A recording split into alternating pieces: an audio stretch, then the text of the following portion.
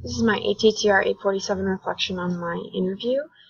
I interviewed Megan, who is an athletic trainer or athletic therapist in Canada, who previously worked with the Hamilton Tiger Cats, which is a CFL team, and now she works in essentially a PT clinic working as an athletic trainer with her own separate clientele.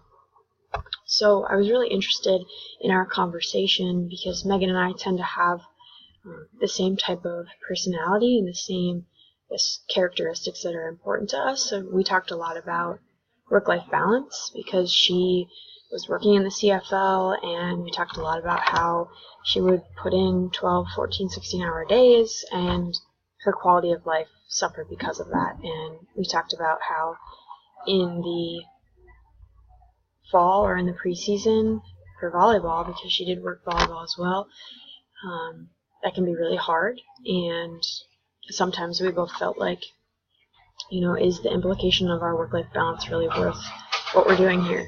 And obviously there are days where we think absolutely this is worth it, and some days we kind of question what we're doing as an athletic trainer or an athletic therapist. So we had a really good conversation about that.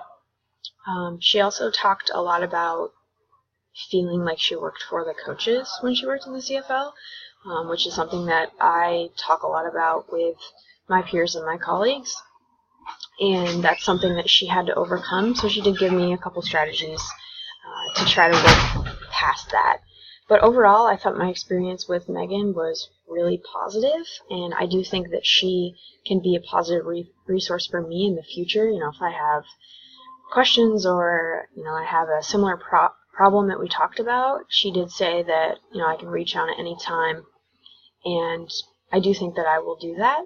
She also did talk a lot about how international athletic training she thinks is going to grow exponentially in the future, and she doesn't think that it's just a men's job in the CFL, much like it is at this current moment in the NFL. So we did talk a lot about that, and she did give me some strategies to overcome that type of thinking as well. So I enjoyed my experience, and I look forward to kind of using Megan and talking with Megan in the future.